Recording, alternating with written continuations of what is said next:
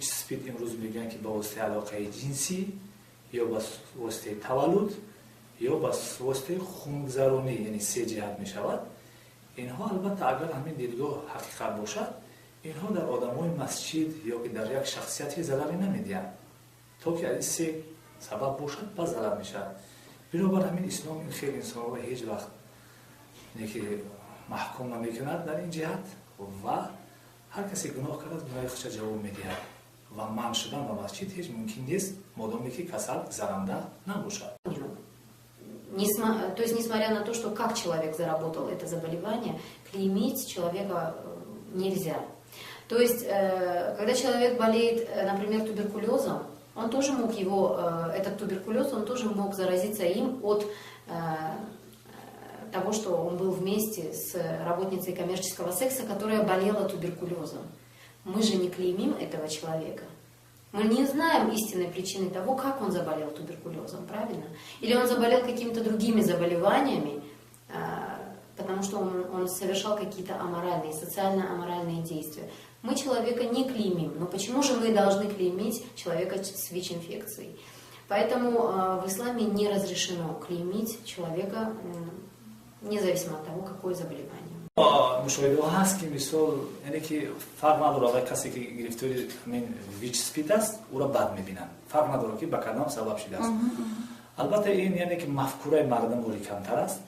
ҳатто ҳадис пайғамбар саллаллоҳу алайҳи вассалам каллиму носа ало қадри уқулиҳим, яъне сухан гӯед халқро ба ҳамон ҷиҳати ақлҳошу.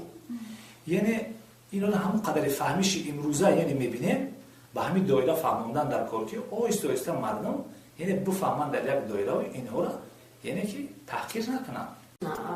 Дело в том, что если человек религиозный, и он придерживается на самом деле ежедневно, в течение всей своей жизни, придерживается канонов, например, ислама или христианства, неважно, потому что все религии единобожия,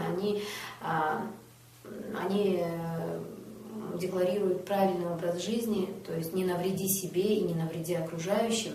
И поэтому, если человек религиозный, и он придерживается всех этих канонов, это будет сдерживающим фактором, хотя бы потому, что он не будет иметь внебрачные связи, он не будет употреблять наркотики, он будет вести более правильный, социально правильный образ жизни, который приведет к тому, что и он не инфицируется, и его окружение будет сохранно, тоже не инфицируется. Поэтому однозначно это будет помогать. گفتیم شخصیت دیندار خودش خودداری میکنه.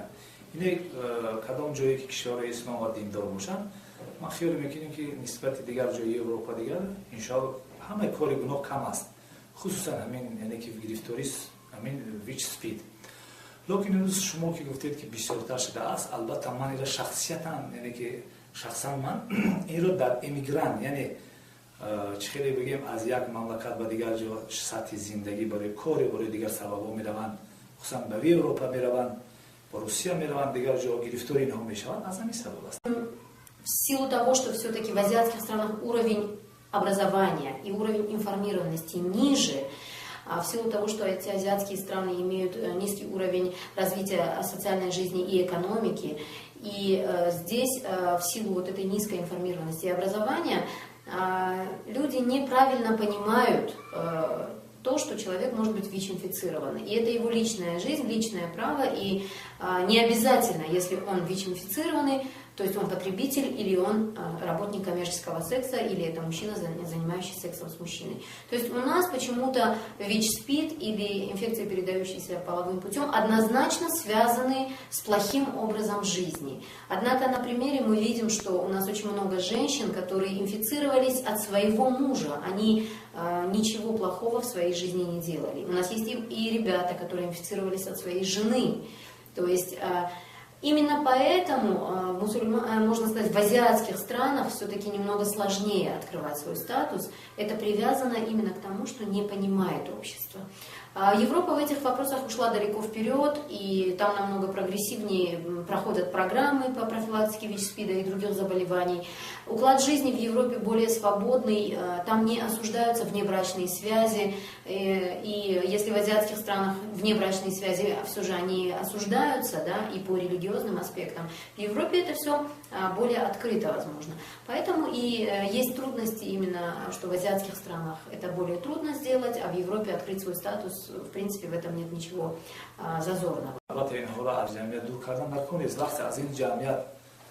ما با سبب ترشرویی گپ‌هایی که اساس ندارن اگر اونها رو دور کنیم صرف اونها زیاد میشوند ما باید کاری کنیم که اونها پشیمان شوند و دیگرها را نصیحت کنند که این کار دست نزنند وقتی که ما رو تحقیر کردیم شاید اونها برقصد یعنی دیگرها را هم گرفتار این کار کنند. Он был очень озлоблен, на самом деле у него была семья, которая его не приняла, он вынужден был скитаться, сначала по друзьям, потом друзья узнали, что он ВИЧ-инфицирован, друзья его тоже выгнали, потом он скитался, просто вот как бомж жил, где придется, в гаражах, там где-то пытался переночевать, и ситуация дошла до того, что вот за 2 года, пока вот он жил с ВИЧ, и от того, что все от него отвернулись, он просто стал говорить о том, что я буду инфицировать других людей ВИЧ. Он говорил это, и, к сожалению, как бы мы не могли проследить, чем он занимается и как он живет.